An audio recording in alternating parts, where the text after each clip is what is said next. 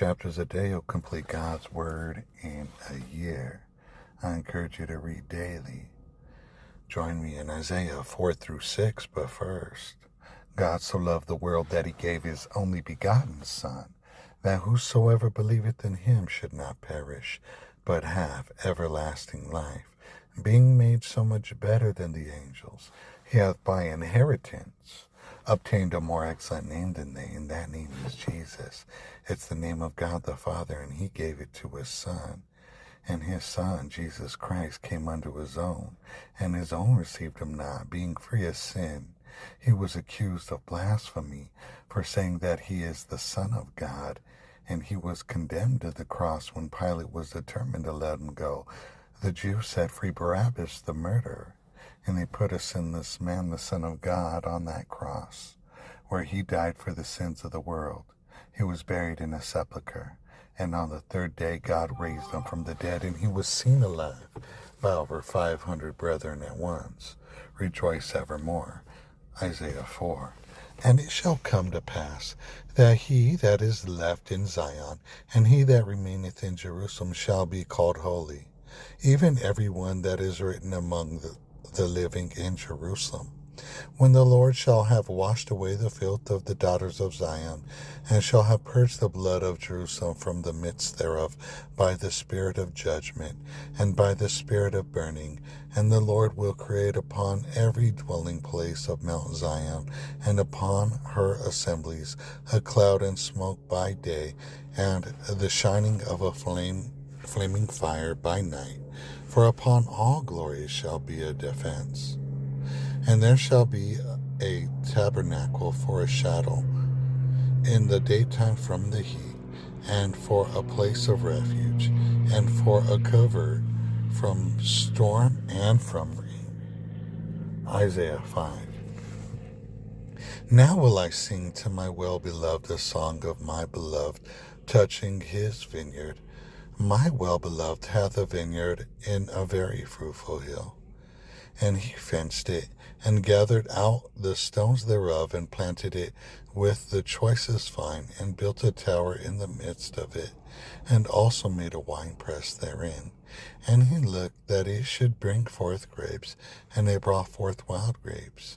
And now, O inhabitants of Jerusalem, and men of Judah, judge, I pray you, betwixt me and my vineyard. What could have been done more to my vineyard that I have not done in it? Wherefore, when I looked that it should bring forth grapes, brought it forth wild grapes. And now go to, I will tell you what I will do to my vineyard. I will take away the hedge thereof, and it shall be eaten up, and break down the wall thereof, and it shall be trodden down. And I will lay it waste. It shall not be pruned nor digged, but there shall come up briars and thorns. I will also command the clouds that they rain no rain upon it. For the vineyard of the Lord of hosts is the house of Israel, and the men of Judah his pleasant plant. And he looked for judgment, behold, oppression for righteousness, but behold a cry. Woe unto them that join house to house, that lay field to field, till there be no place, that they may be placed alone in the midst of the earth. In mine ears said the Lord of hosts, of a truth, many houses shall be desolate, even great and fair without inhabitant. Yea, 10 acres of vineyard shall yield one bath, and the seed of an omer shall yield an ephah. Woe unto them that rise up early in the morning, that they may follow strong drink, that continue until night, till wine inflame them. And the harp and the viol and tabret and pipe and wine are in their feast. But they regard not the work of the Lord, neither consider the operation of his hands. Therefore my people are gone into captivity, because they have no knowledge, and their honorable men are famished, and their multitude dried up with thirst. Therefore hell hath enlarged herself, and opened her mouth without measure, and their glory, and their multitude, and their pomp.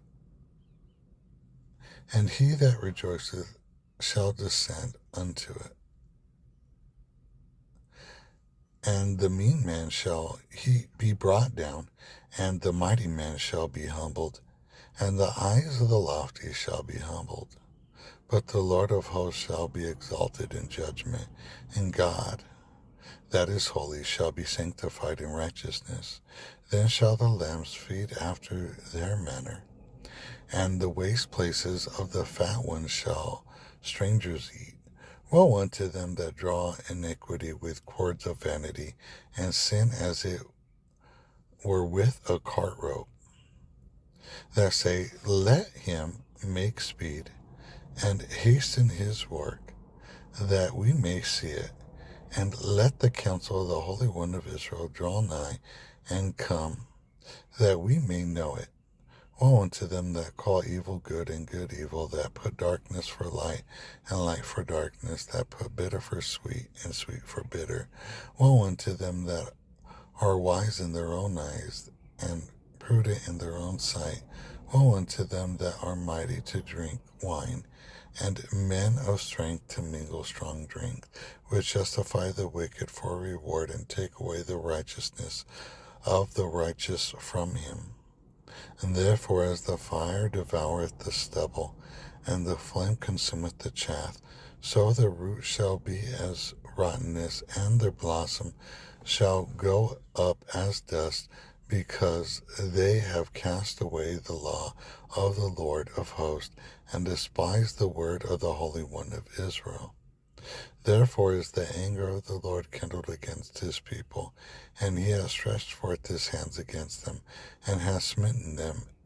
And the hills did tremble, and their carcasses were torn in the midst of the streets. For all this anger is not turned away, but his hand is stretched out still. And he will lift up an ensign to the nations from afar, and will hiss to them that are from the end of the earth. And behold, they shall come with speed swiftly. None shall be weary nor stumble among them. None shall slumber nor sleep.